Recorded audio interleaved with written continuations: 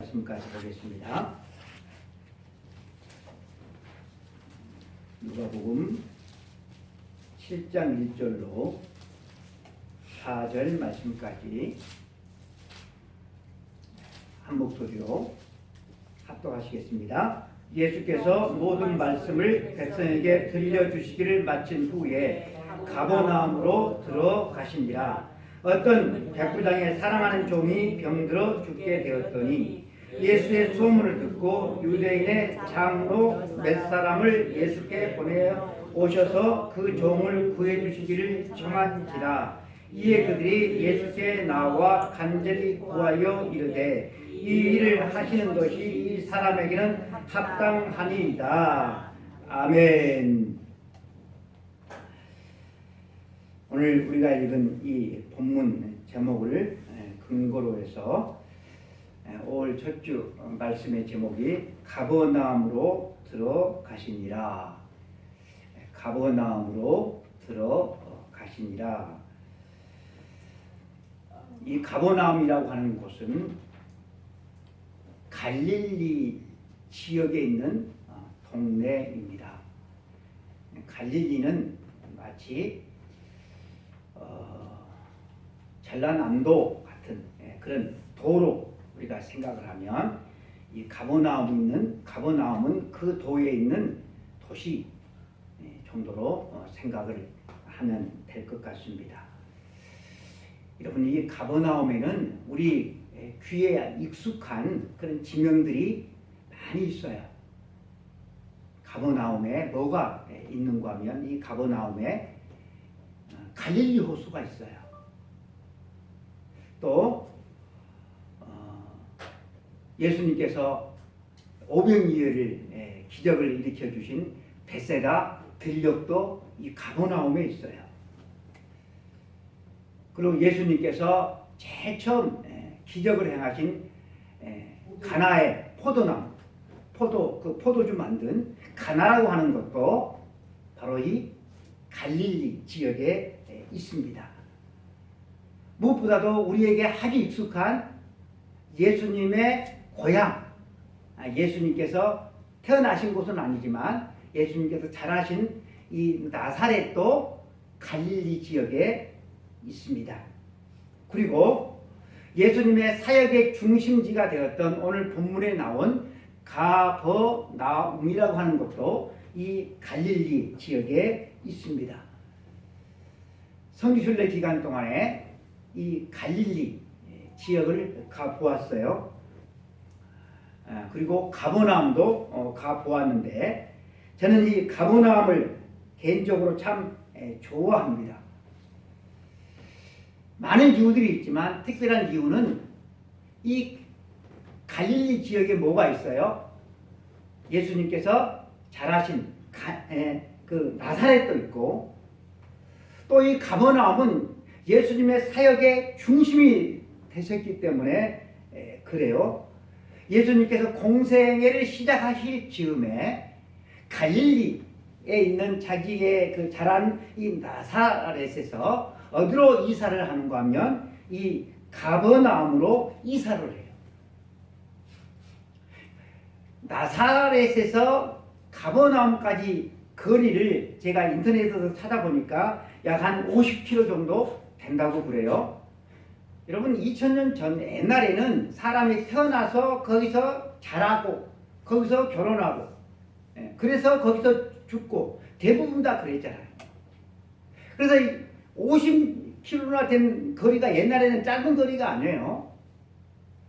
그래서 그곳으로 가신 일은 참으로 이례적인 일이었습니다. 예수님께서 이렇게 나사렛에서 가버나움으로 이사가신 그 이야기가 마태복음 4장 13절에 나와요. 나사렛을 떠나 스불론과 납달리 지경 해변에 있는 가버나움에 가서 사시니. 해변에 있는, 가버나움이 해변에 있는가, 이 여수와 같은 해변에 있는가? 아니에요. 그러니까 해변이라고 하는 이 해변을 갈릴리를 일컫는 거예요. 갈릴리 바로 앞에 있는 그 도시가 가버나움입니다.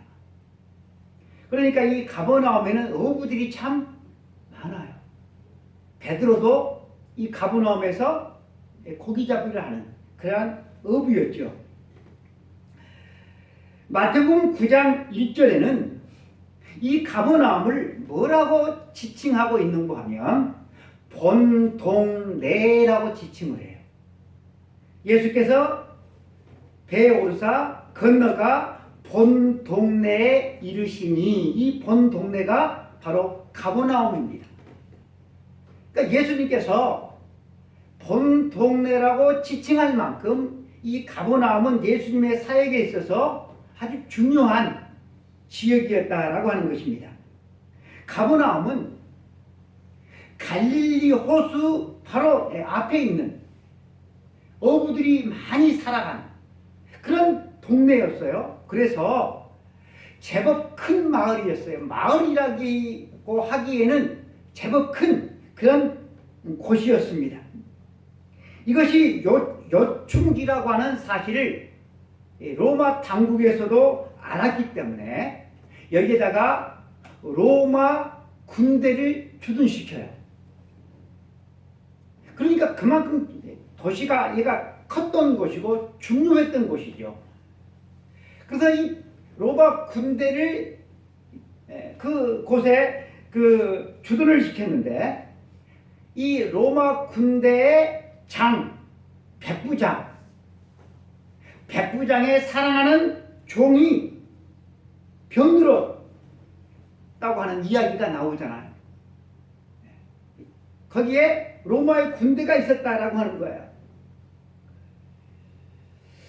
또 경제활동이 아주 많이 이루어지는 곳이었어요. 왜냐하면 고기잡이들이 많았기 때문에, 사람들이 많이 살았기 때문에, 경제활동이 많이 이루어지는 곳이었기 때문에 로마 당국은 이 가버나움에 뭘 설치를 하는가 하면 세관을 설치를 해요.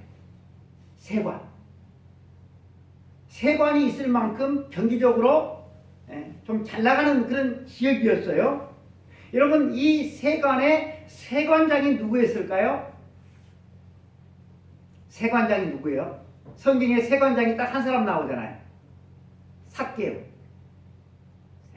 삭개오의 삭개오. 그리고 삭개오가 세관장으로 있는 세관에서 세관의 일을 맡아보던 세리 레이가 예수님의 제자로 부름을 받아요. 그 레이가 누군가 하면 마태복음을 기록한 마태예요.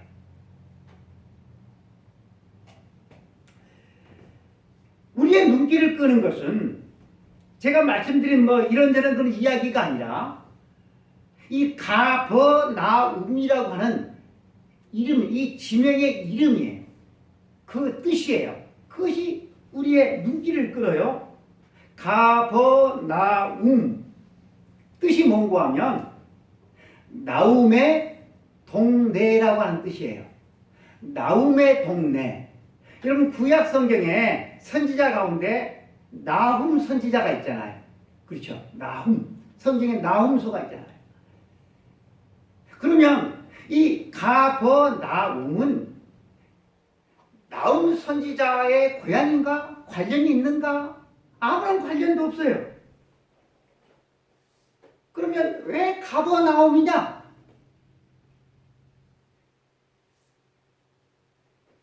나훔 선지자의 이름의 뜻이 위로자라고 하는 뜻이에요. 위로자. 그러니까 가버나움이라고 하는 이 이름의 뜻은 뭘까요? 위로의 마을이라고 하는 그런 뜻이 있습니다. 여러분, 왜 가버나움, 위로의 마을일까요?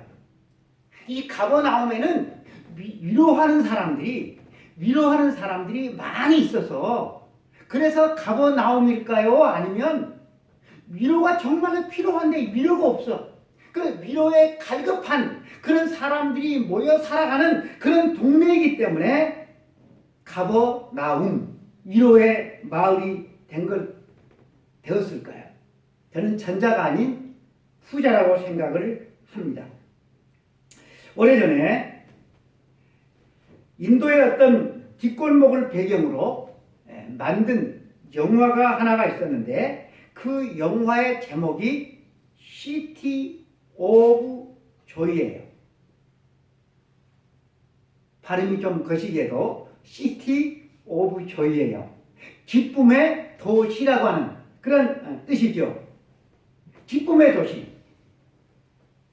그런데 여러분 이 영화의 그 배경은 너무나도 가난하고 병들고 어려운 사람들이 여러 가지 사회의 부조리 속에서 고통받고 살아가는 모습을 그리고 있어요. 그런데 왜 고통받고 살아가는 이 가난하고 병들고 어려운 사람들이 살아가는 그 도시의 이름이 기쁨의 도시일까요? 슬픔의 도시, 절망의 도시, 낙심의 도시. 젊은이들이 말하는 헬조선, 헬도시. 그렇게 말해야지 맞는데 영화 제목이 시티 오브 조이예요. 기쁨의 도시예요.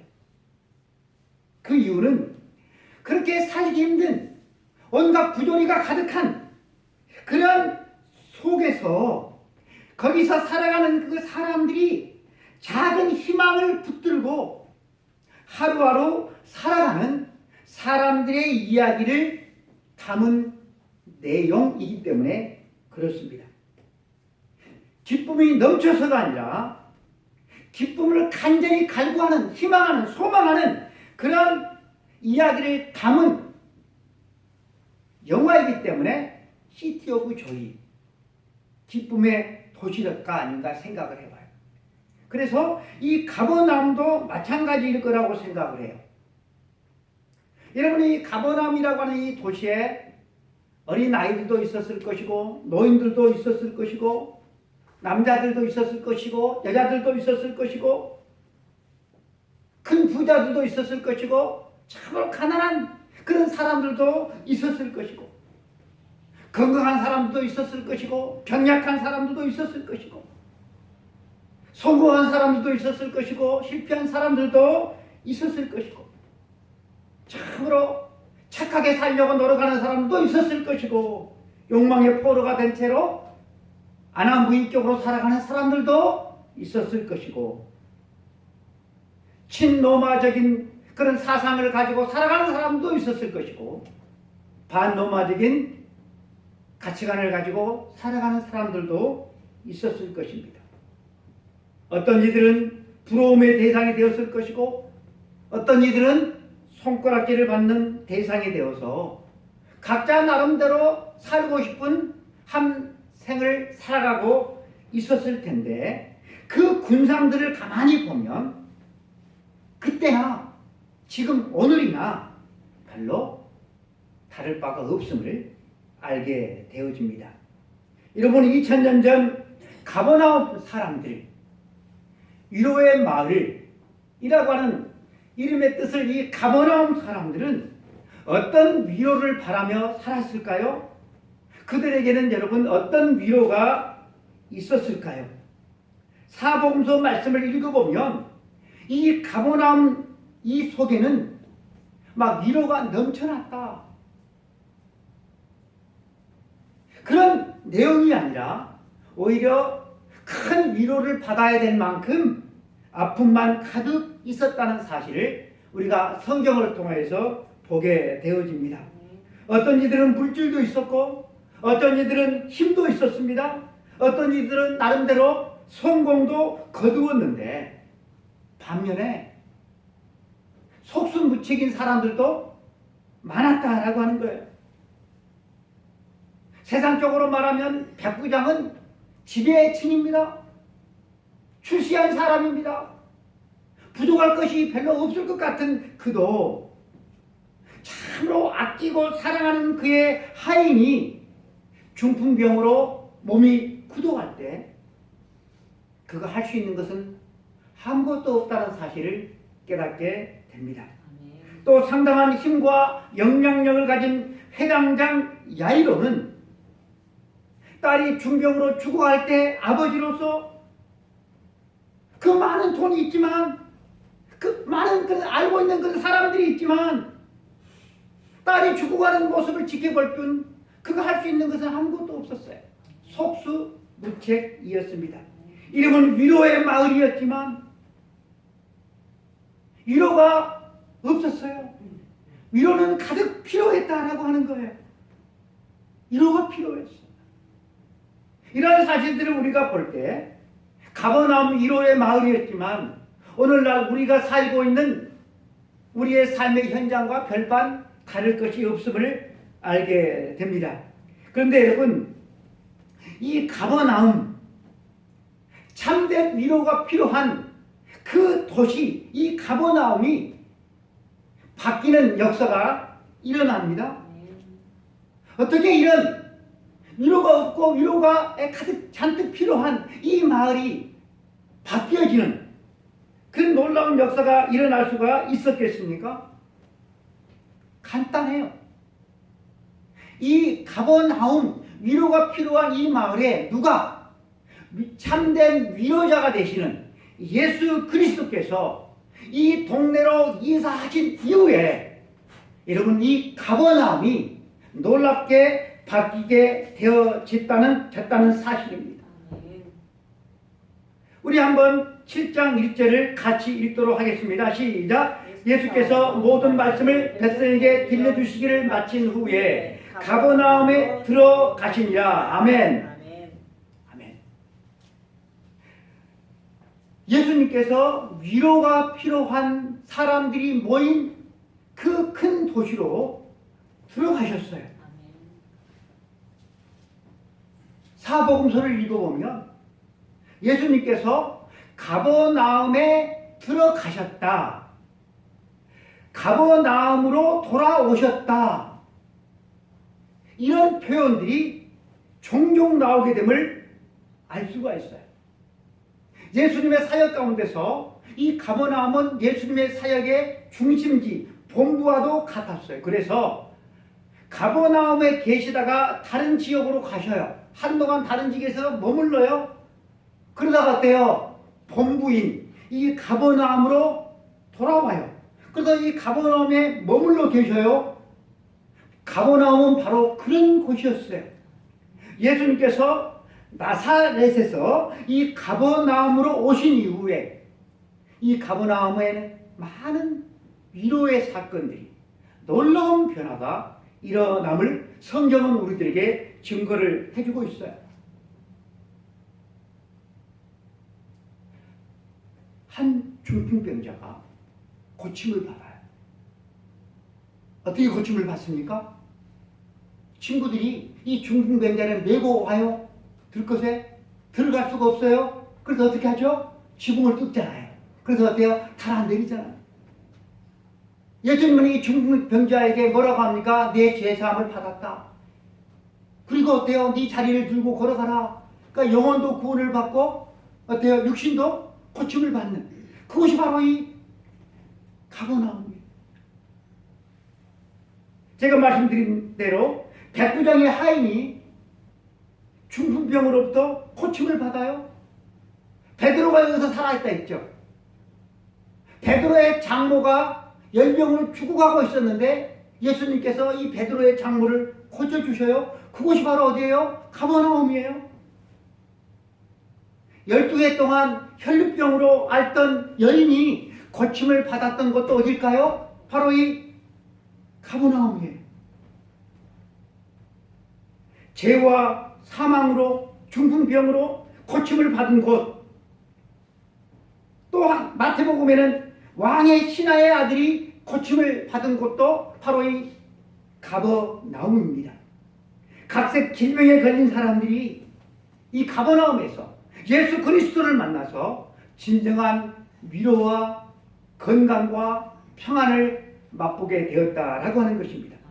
그뿐만이 아닙니다. 아까도 제가 이렇게 언급을 했는데요. 세리로서 손가락질을 받았거든요. 돈은 있는데 그 함께 뭐 일가 친척이고 친구고 동네 사람이고 선후배고 다 손가락질의 대상이 되었어요. 진흙탕 인생이었던 레이라고 하는 사람은 예수님께서 그를 제자로 불러주셨어요. 마태가 되게 하셨어요. 진흙탕 인생이 새로운 인생, 새 사람이 되게 하셨어요. 이렇게 예수님께서는 손가락질을 받던 사람들, 고통으로 냉대받고 눈물 흘리며 슬픔 가운데 살아가는 그런 사람들에게 진정한 위로와 진정한 기쁨과 진정한 삶의 희열을, 소망을 그들에게 안겨주셨다라고 하는 것입니다. 뿐만 아니라 우리 주님께서 이 가버나움 회당에 들어가셔서 많은 말씀으로 가르치셨는데, 예수님께서 가르치신 그 많은 말씀들은 고통으로부터 그들이 해방되어지는 그런 위로뿐만 아니라 영원한 생명으로 나아가는 말씀을 예수님께서 가르쳐 주십니다. 요한복음 6장 54절 이하를 제가 읽어드리겠습니다. 내 살을 먹고 내 피를 마시는 자는 영생을 가졌고 마지막 날에 내가 그를 다시 살리리니 내 살은 참된 양식이요 내 피는 참된 음료로다. 내 살을 먹고 내 피를 마시는 자는 내 안에 거하고 나도 그의 안에 거하나니 살아계신 아버지께서 나를 보내심에 내가 아버지로 말미암아 사는 것 같이 나를 먹는 그 사람도 나로 말미암아 살리라. 이것은 하늘에서 내려온 떡이니 조상들이 먹고도 죽은 그것과 같이 아니하여 이 떡을 먹는 자는 영원히 살리라. 어디서 많이 들어보던 말씀이죠. 언제 이 말씀을 제가 들려줍니까? 성찬 시간 때. 그런데 여러분, 예수님께서 이 말씀을 어디서 하셨을까요? 이 말씀은 예수께서 가버나움 회당에서 가르치실 때 하셨느니라. 여러분, 예수님의 위로는 단지 그냥 사라질 그런 위로로 끝나는 것이 아니라 영원한 생명으로 이어지는 위로였다는 사실을 우리가 알게 되어집니다. 아버지 하나님께서는 이렇게 고통 가운데 신음하는 사람들을 위로하시는 위로의 하나님이십니다. 이사야서 40장 1절에 보면 이렇게 말씀하고 있습니다. 너희의 하나님이 이르시되 너희는 위로하라. 내 백성을 위로하라. 하나님이 어떤 하나님이셔요? 위로의 하나님이시다. 할렐루야. 아멘. 하나님이 위로하시는 분이셔요. 아멘. 그 위로의 하나님 아버지의 뜻을 따라서 하나님 아버지의 독생자이신 예수 그리스도께서 이 땅에 가득히 안고 오신 것이 뭡니까? 바로 이 하나님의 위로였다라고 하는 사실입니다. 하나님의 위로. 그래서 여러분, 예수님께서 나사렛에서 활동하시면 될 텐데 어디로 가셔요? 예수님이 위로의 마을인 가버나움으로 가셔서 당신의 사역을 본격적으로 시작하셨다라고 하는 것입니다. 여러분, 이 위로는 2000년 전에만 있었는가? 아니에요. 그때 이후로 주님 품에 안기는 사람, 주님 앞에 나오는 사람, 주님 앞에 나와서 절규하는 사람, 주님께 은혜를 구하는 그런 모든 사람들에게 우리 주님께서 위로를 주셨다라고 하는 것입니다. 믿습니까? 세상에 줄 수 없는 주님의 위로를 받고 진흙탕에서 헤매이던 그런 많은 사람들이 새로운 인생을 살아간 사람들이 이 지구상에는 헤아릴 수도 없이 많습니다. 사랑하는 성도 여러분, 믿음이 좋은 사람, 성령 충만한 사람은 주님의 위로가 필요가 없겠습니까? 우리가 사도 바울의 서신서를 읽어보면 사도 바울이 얼마나 많은 눈물을 흘리는 고통을 겪었는지 상상할 수가 없어요. 사도 바울을 눈물 나게 하고 사도 바울의 마음에 큰 고통을 주었던 사람들이 예수 그리스도를 믿지 않는 이방인들이나 종교 지도자들, 유대인들만이 아니에요. 사도 바울의 대못을 박았던 사람들은 그런 믿지 않는 사람들보다 어떤 사람들이 더 많았을까요? 믿는 사람들이 여러분 더 많았어요. 우리가 고린도 전후서를 보면 그 사실을 우리가 알 수가 있는데 이 고린도 교회 성도들이 얼마나 사도 바울을 낙심케 했는지 알 수가 없어요. 사울은 그들로 말미암아 고통을 받았고 또 고통을 받아야만 했습니다. 이 고린도 교회 성도들은 사도 바울의 뭘 의심했는가 하면 사도성을 의심했어요. 사도성을 의심했다라고 하는 것은 뭘 의미하는가 하면요, 사도 바울은 목사가 아니야. 그런 것과 똑같은 거야. 사도 바울은 가짜야. 가짜 신학교를 나왔어. 목사 안수 저거 유조야, 가짜야. 그렇게 바울을 색안경을 끼고 보았다라고 하는 뿐만 아니라 저 바울이 교활해가지고 말이야, 자기들을 위하는 척, 자기들을 돕는 척 하면서 자기들의 재산을 다 갈취해 갔다고까지 그들은 말을 해요. 누가요? 저 집사님. 사도 바울이 개척한 교회. 그러니까 제가 개척한 여러분들이 저를 향해서 그 말을 했다는 거예요. 목사가 아니야. 저기 사기꾼이야. 그래서 사도 바울은 죽은 자와 같이 되었다라고까지 이야기를 합니다. 사랑했고 믿었던 성도들에게까지 배신을 당하고 듣지 못할 말까지 들어야 했던 상황 속에서도 사도 바울이 다시 일어나서 사역을 할 수 있었던 그 이유는 뭘까요? 하나님의 위로였습니다.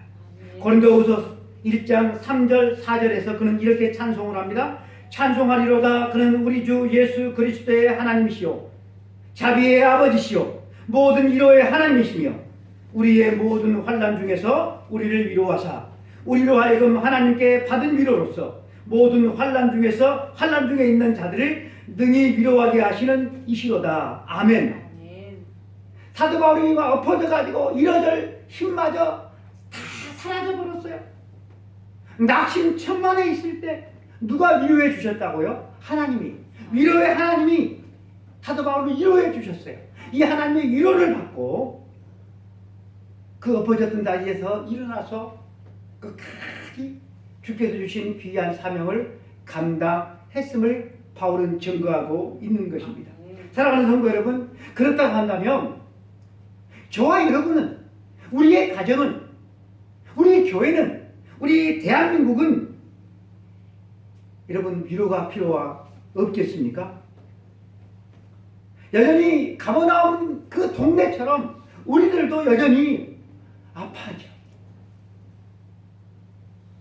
아파. 울어요. 울 일이 많아요. 질병으로 우리가 고통받기도 해요. 말은 못하지만 속앓이를 하고 있는 사람들이 참으로 많아요. 목회를 하면서 목사로서 참으로 답답하고 무기력을 느낄 때가 많이 있어요.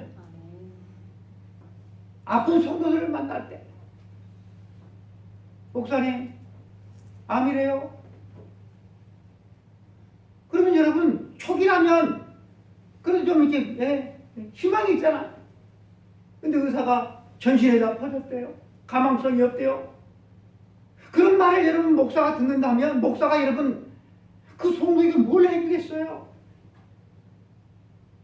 참으로 사랑해서 결혼을 했는데 내가 계속해서 결혼 생활을 해야 되는가 말아야 되는가 이렇게 고민하며 있는 그런 성도들을 우리가 볼 때, 제가 볼 때 제가 뭘 할 수 있겠어요? 내 배 아파서 낳은 새끼가 부모를 원수처럼 부모의 마음에 막 대못을 받고 부모의 마음을 갈기갈기 찢어놓는 그런 모습을 보는 목사의 마음이 이러면 어떻겠어요? 제가 뭘 도와줄 수가 있겠어요? 이런 안타까움 뿐만 아니라 또 다른 무력감을 느낄 때도 참으로 많이 있습니다. 저와 여러분의 신앙생활을 한 지 벌써 몇 년입니까?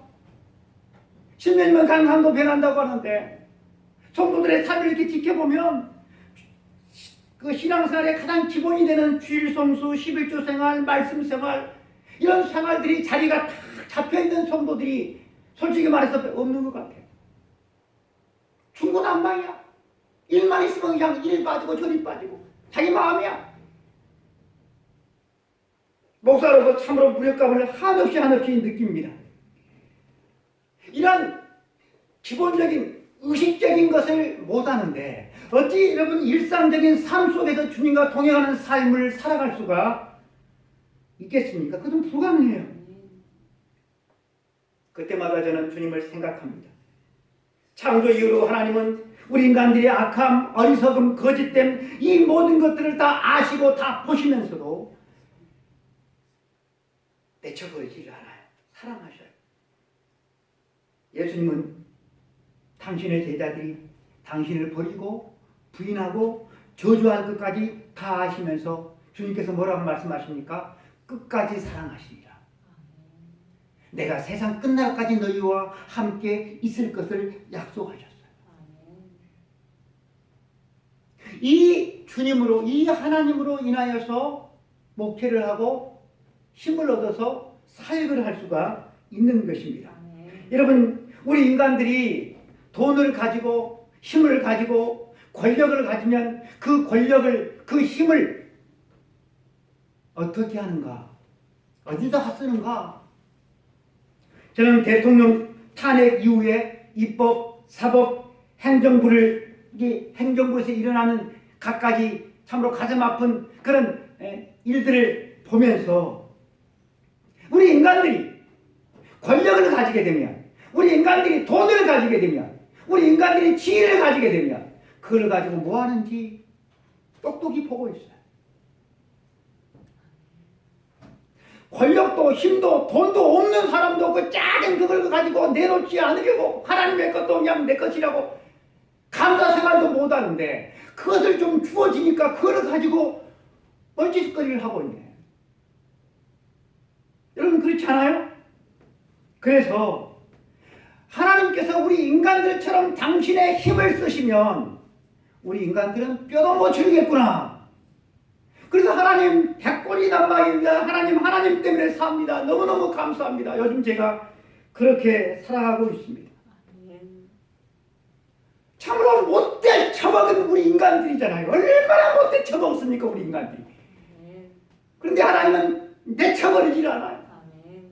우리가 하나님이 싫다고 내버리고 도망가도 하나님은 뭐가 그리 아쉬운지 찾아와서 달래주시고 얼음 만들어주시고 살아갈 수 있도록 힘주시고 지켜주시잖아요. 이 하나님 때문에 우리가 살아가는 것입니다. 출애굽기 3장 5절 말씀을 보면 하나님이 이르시되 이리로 가까이 오지 말라. 내가 선 곳은 거룩한 땅이니 네 발에서 신을 벗으라. 여러분 이 말씀을 누구에게 하셨어요? 이 하나님께서? 해주사님? 모세에게 한 말이잖아요. 모세에게. 모세가 서 있는 곳, 그것을 하나님은 거룩한 곳이라고 하는데 모세가 지금 서 있는 곳은 미디안 광야 호렙산 아래 삭막한 광야 들판입니다. 지금 모세의 꼴이 어떤 줄 아세요? 왕자로서 어린 시절 버리다가 40세 때 애굽 사람 한 사람을 그냥 쳐서 그냥 죽여가지고 도망을 가잖아. 그래서 미디안 광야에서 그 아들 둘 낳고 살잖아요. 벌써 그런데 80이 되었어요. 80이. 나이가 80이 됐어요. 자기 고향, 자기 부모, 자기 형제 살았는지 죽었는지 어떻게 되는지도 몰라요. 그렇게 살다가 늙어서 죽게 될 판이에요. 아무런 희망이 없어요. 그의 마음 가운데 그냥 푸석푸석 먼지만 날릴 뿐이에요. 그날도 양 몇 마리를 몰고 가는데 떨기나무에 불이 붙었는데 불이 붙을 수 있잖아요. 근데 떨기나무에 나무가 다 타면 어때요? 불이 꺼져야 되는데 불이 안 꺼지는 거예요. 그래서 어떻게 이게 웬일이지 하고 그 불 앞에 갔더니 음성이 들린 거예요. 지금 너희 서 있는 것은 거룩한 땅이다. 아멘.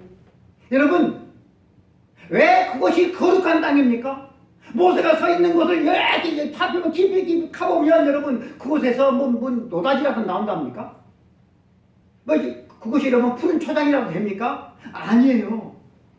황량한 들판이에요. 근데 그것이 왜 거룩한 땅입니까? 그곳에 누가? 하나님께서 계십니까? 그곳에 하나님이 계십니까? 거룩하신 하나님이 계신 그곳이 어디예요? 거룩한 땅이에요. 그런데 여러분, 우리가 그리스도인이잖아요.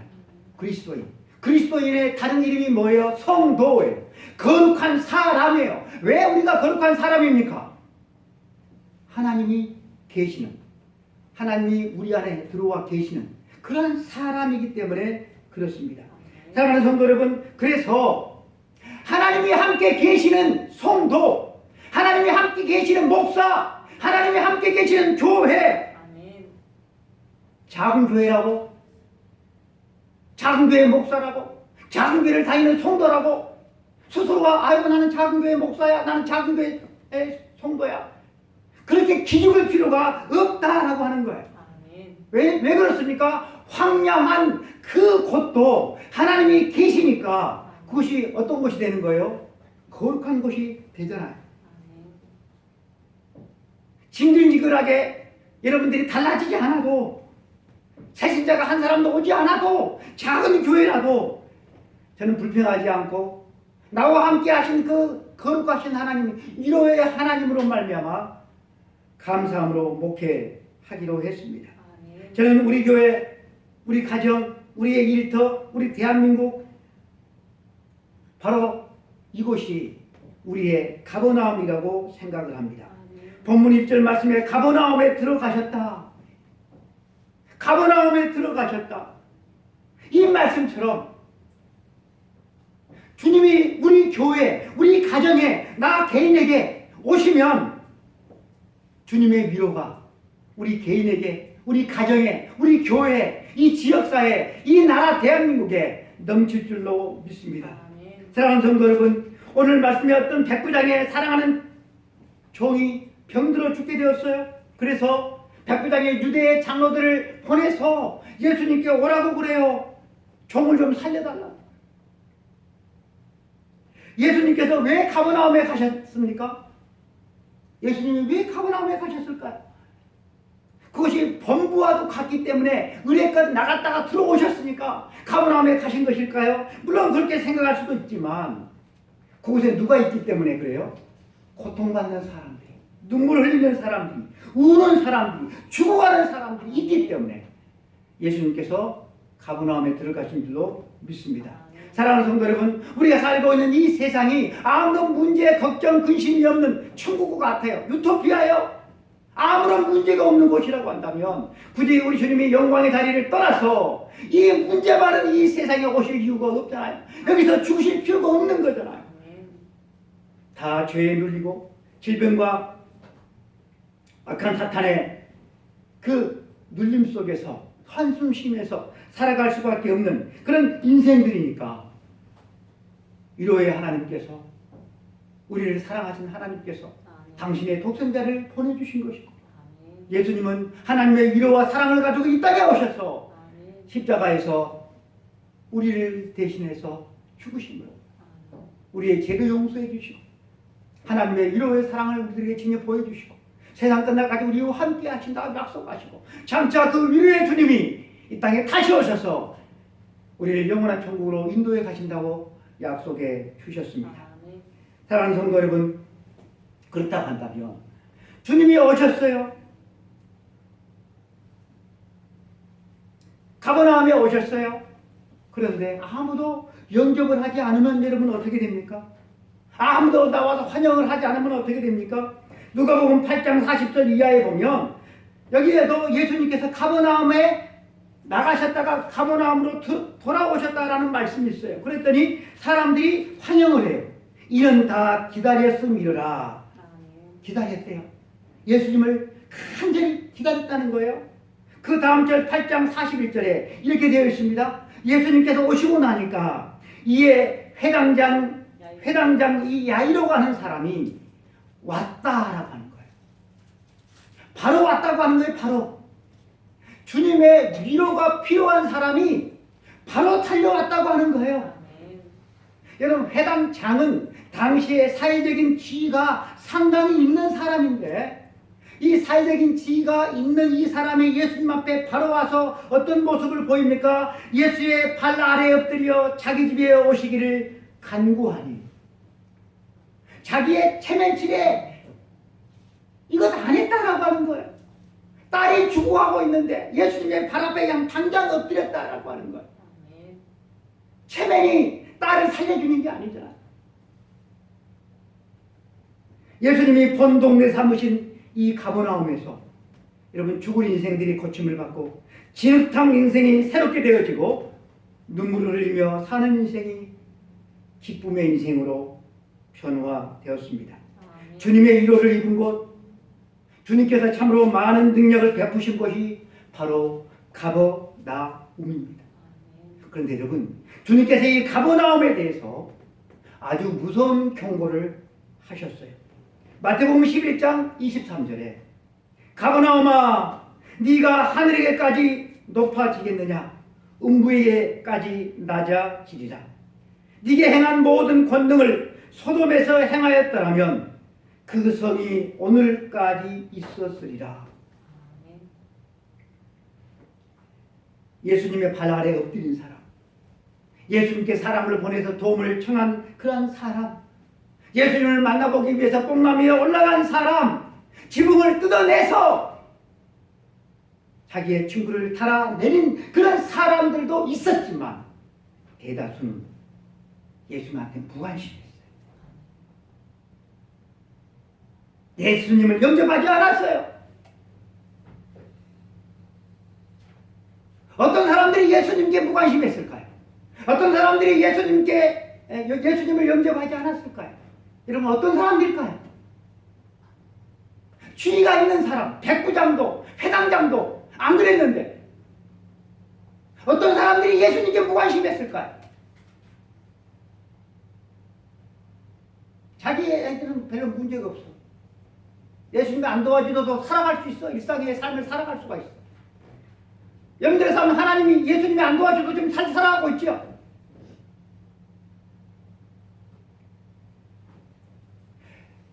야이로 같은 회당장의 입장이라고 한다면, 백부장의 입장이라고 한다면, 중부병장의 입장이라고 한다면 어떻게 여러분 예수님을 환영하지 않을 수가 있겠어요? 나는 예수님 없어도 잘 살 수 있어. 나는 예수님 없이도 다 아쉬울 것 없어. 세상 즐거움이 다 내 거야. 나는 내가 원하는 대로 다 살아갈 수가 있어. 이렇게 주님의 능력과 주님의 함께하심과 주님의 위로가 필요 없는, 그것의 필요를 느끼지 못하는 사람들은 주님을 영접하지 않았다라고 하는 것입니다. 사랑하는 성도 여러분, 은혜를 입기를 원하는 사람은 어떤 모습으로 예배를 드리고, 은혜를 입기를 원하는 사람은 어떤 모습으로 일상의 삶을 여러분 살아가야 하겠습니까? 주님을 청해야죠. 주님 도와주세요. 주님한테 도움을 구해야죠. 주님한테 납작 엎드려야죠. 주님을 맞이해야죠. 환영해야죠. 그렇지 않으면 여러분, 주님께서 이 경고하셨던 것처럼 음부에까지 낮아지리라. 이게 무슨 말입니까? 이게? 말씀을 맺겠습니다. 사랑하는 성도 여러분들은 신앙생활을 하시면서 어떤 모습으로 신앙생활을 하고 계십니까? 하나님의 위로, 하나님의 은혜를 덧입기 위해서 주님 앞에 얼마나 자주 엎드립니까? 주님 앞에 엎드리는 것은 신앙생활의 아주 기본적인 차렷 자세와 같습니다. 우리의 신앙의 기본기가 어디에서 다듬어져야 되는가? 이 예배의 자리에서 다듬어져야 되는가? 여러분, 이 예배의 자리에 얼마나 집중해서 예배를 드리고 있습니까? 우리 주님은 하늘의 위로를 우리들에게 가지고 오신 분이십니다. 힘겨운 세상살이 속에서 여러분들은 누구의 위로를 바라십니까? 주님의 위로가 우리 한 사람 한 사람에게 넘치기를 축원합니다. 기도하겠습니다. 하나님 아버지 감사합니다. 오늘도 주님의 위로 속에서 살기를 원하는 하나님의 거룩한 자녀들이 주님 앞에 나와서 예배를 드리며 말씀을 듣습니다. 하나님 아버지, 주님의 능력의 말씀이 참된 위로자가 되신 우리 주님이 위로가 필요한 저희들에게 위로를 주옵소서. 새 힘을 공급하여 주옵소서. 그래서 하나님 아버지, 위로가 필요한 사람들에게 위로자가 되어서 함께 하나님의 나라를 이루고 갈 수 있도록 주님 은혜를 베풀어 주시기를 원합니다.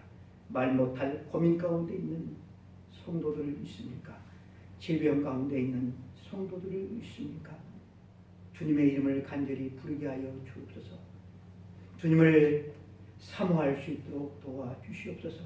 주님을 중심에 모실 수 있도록 하나님 아버지 도와주셔서 하나님 아버지, 시궁창에 빠졌던 인생이 아버지 하나님 새로운 인생을 살았습니다. 죽을 인생이 살아났습니다. 걷지 못한 인생이 뛰며 걷게 되었습니다. 하나님 아버지, 저희들에게도 그런 기쁨을, 그런 위로를 하나님 주시옵소서. 우리 주 예수 그리스도 이름으로 간절히 기도드리옵나이다. 아멘.